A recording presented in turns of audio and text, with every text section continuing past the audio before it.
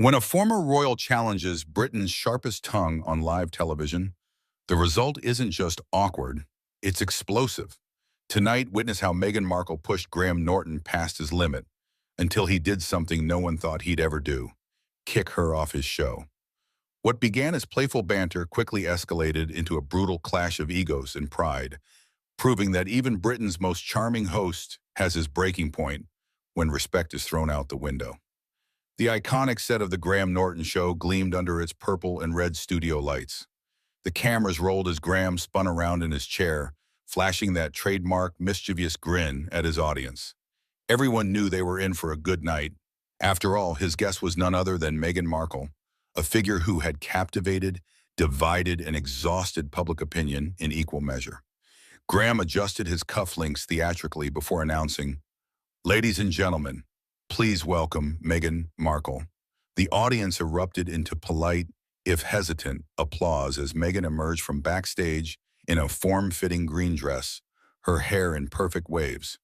Her heels clicked sharply on the stage floor, echoing through the silent parts of the studio.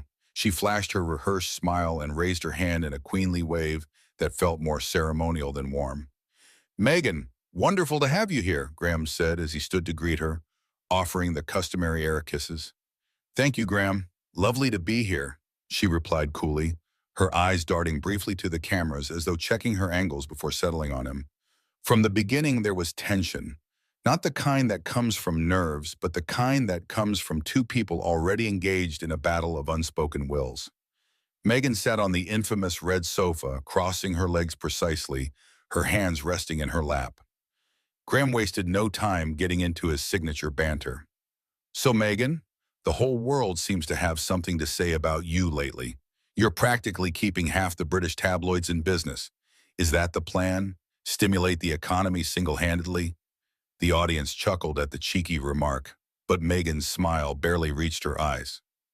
"Well, Graham," she said evenly, "I wouldn't expect you to understand the complexities of living your life under constant attack, but I wouldn't call it stimulating the economy, more like feeding vultures."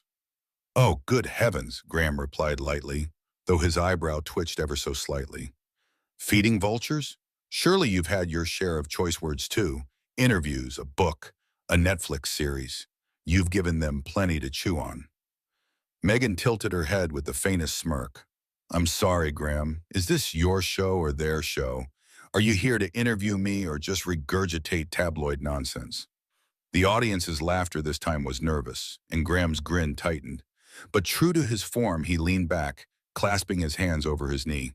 "Oh, I assure you, Meghan, these are my questions, though I admit they're probably what everyone watching at home is dying to hear."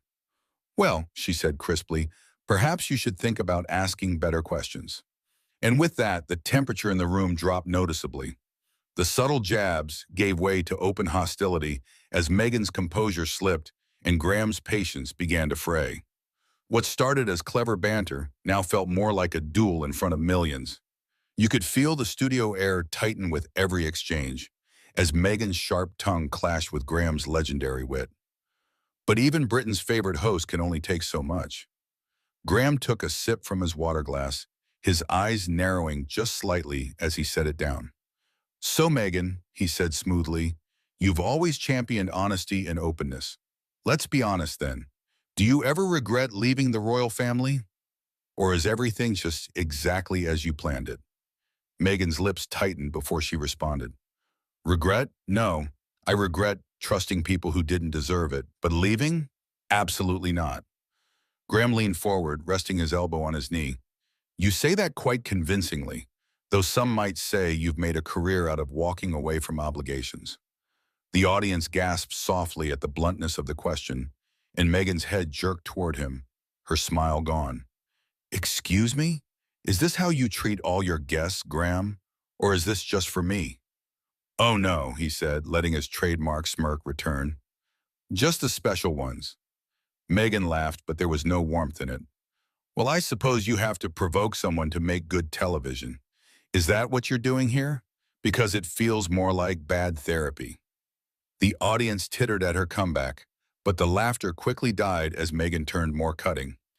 "You know, Graham, for someone who thrives off other people's stories, You're surprisingly bad at listening to them. Graham's eyes flashed with something sharper now. Oh, I listen just fine, Meghan. I just happen to know when a story is a performance instead of reality. That clearly struck a nerve. Meghan sat up straighter, her tone hardening. Performance? Are you implying that my life is some kind of act? Well, Graham replied lightly, you are an actress. The crowd erupted into a mix of gasps and nervous laughter. Even the band in the corner exchanged uneasy glances as Meghan's cheeks flushed crimson. You know what? She shot back, her voice rising just enough to echo. At least I know who I am. I'm not hiding behind a desk, making snide remarks about other people because I'm too afraid to take risks myself. Graham's mouth twitched into a thin line, his hands clasping tighter. Well, at least I don't mistake victimhood for courage. The room froze. Meghan blinked at him, genuinely stunned for a beat, before the familiar mask of poise returned. You really think you're clever, don't you? Sitting up here every week, mocking people's pain for ratings. Better than monetizing it, Graham shot back without missing a beat. The audience collectively inhaled, the tension between them now crackling like static. Meghan leaned forward, her eyes locking onto his. Careful, Graham, she hissed, her voice low but dangerous. You're about one question away from making a very big mistake. Oh, Graham replied, his voice matching her edge. And what mistake would that be? Asking you what everyone else is already thinking? Meghan's laugh this time was sharp and humorless. No, Graham, forgetting that you're not untouchable. The silence that followed was deafening, the audience shifting in their seats as if afraid to even breathe too loudly. Graham simply leaned back in his chair, his fingers steepled in front of his lips, studying her like a chess opponent considering his next move. Touché, he murmured finally. But let's see how long you can keep this up. By now, the tension was unbearable. Even the audience could feel it in their bones.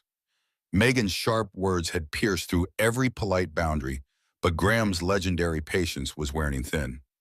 What began as witty banter had turned into a battle of egos, and the cracks were starting to show. But no one expected just how far Meghan would push, or how Graham would respond. The studio felt like it was holding its breath. Meghan sat rigidly on the famous red sofa, her arms crossed now, eyes flashing. Graham, usually so unflappable, sat quietly, his smirk replaced with a thin line of irritation. Even the audience, who had come expecting laughter and lighthearted gossip, were now afraid to cough. Well, Graham finally began, breaking the silence. At least we can agree on one thing. You're consistent, consistently combative. Meghan let out a sharp laugh. You're hilarious, Graham. A man who's made a career out of needling guests thinks I'm combative? How original. He raised an eyebrow. Not original, Meghan. Just accurate. She tilted her head, her tone dripping with sarcasm. Oh, do you get a medal every time you insult a guest, just enough to make headlines, but not enough to get canceled? Is that how this works? The audience gasped, and a few even chuckled nervously. Graham's lips twitched, but not into a smile.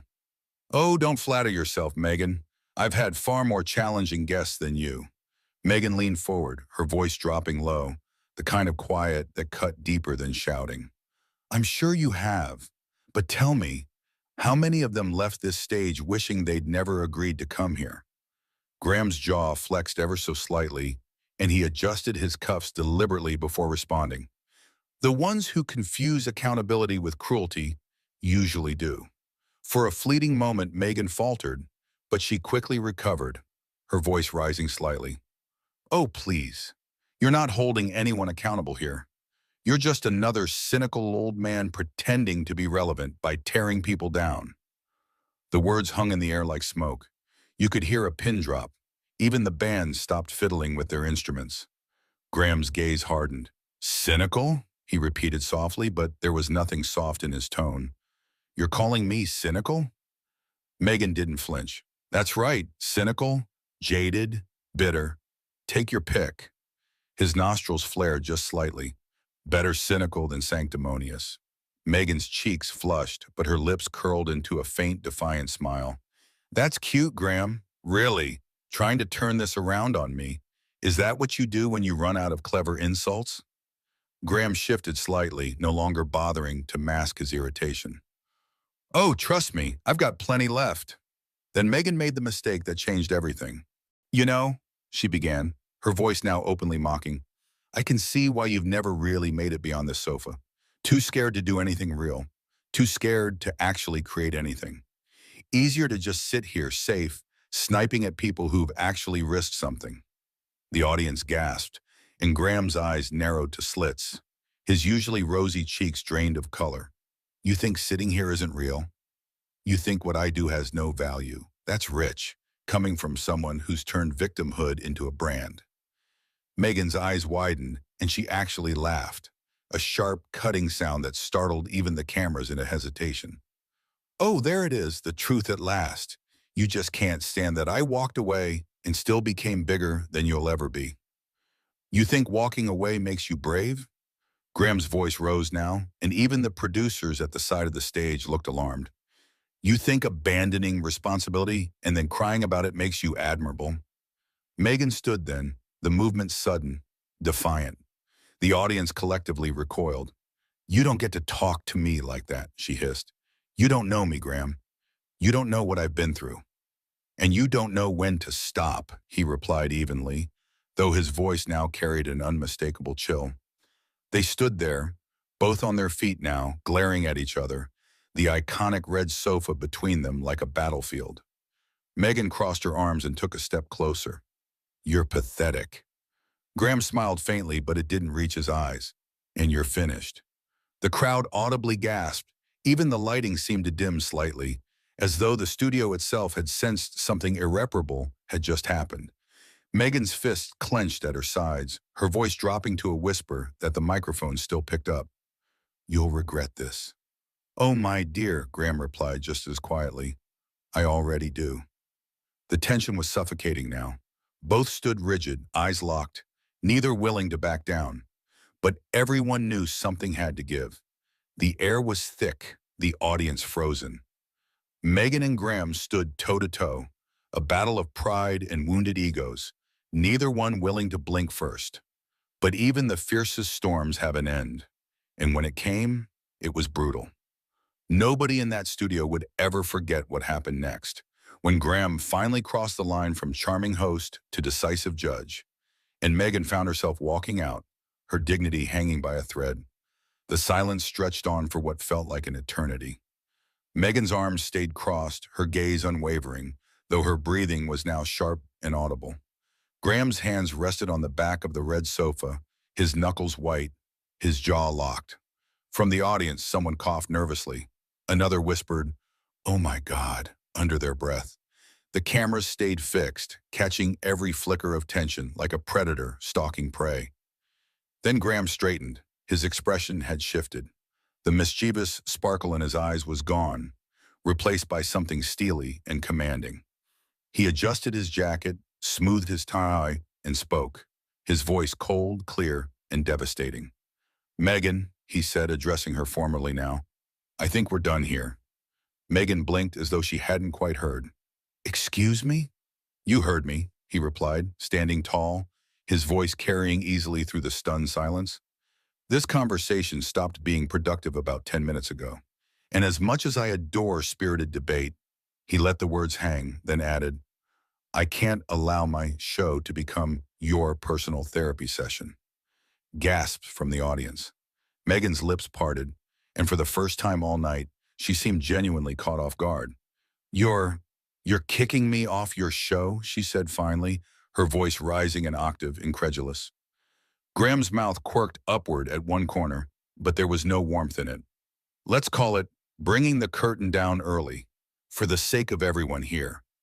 The producers at the side of the stage exchanged frantic glances, but no one moved. Meghan's hands dropped to her sides, then curled into fists.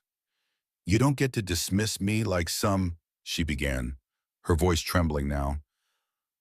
Some forgettable guest. But Graham cut her off with a single raised hand.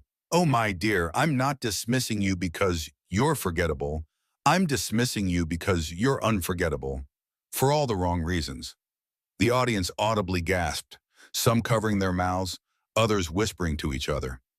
A few even clapped, though quickly stopped themselves. Meghan stood frozen, her eyes glassy now, but still blazing with fury. "You'll regret this," she whispered. "You think you can humiliate me?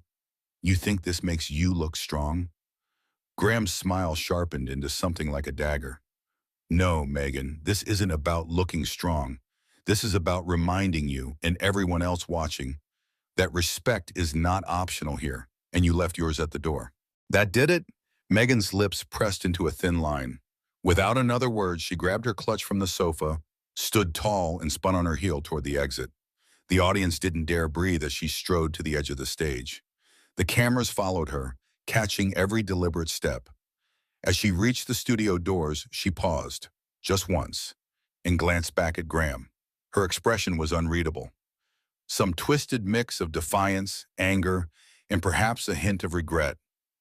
And then she was gone. The doors closed behind her with a faint click. The sound echoed in the silent studio like a gunshot. For a long, uncomfortable beat, Graham simply stood there. Then, as though nothing had happened, he adjusted his jacket again, turned to the audience with that familiar twinkle in his eye returning, just barely, and said, "Well, I suppose we'll be needing the bigger sofa next time."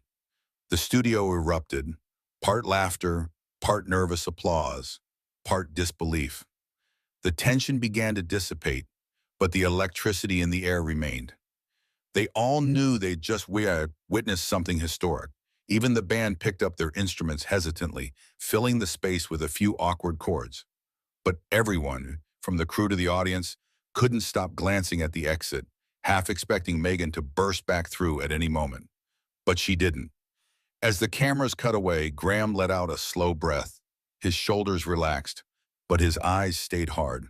Whatever storm had just passed, he'd weathered it, but not without scars. And Meghan?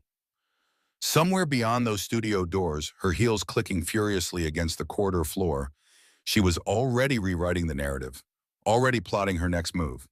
But one thing was certain: she wouldn't forget this night, and neither would anyone else. What did you think of this unforgettable clash between Meghan Markle and Graham Norton? Did Graham go too far, or was he justified in asking her to leave? Let me know your thoughts in the comments below. And don't forget to hit subscribe for more jaw-dropping stories from behind the scenes of television's biggest moments.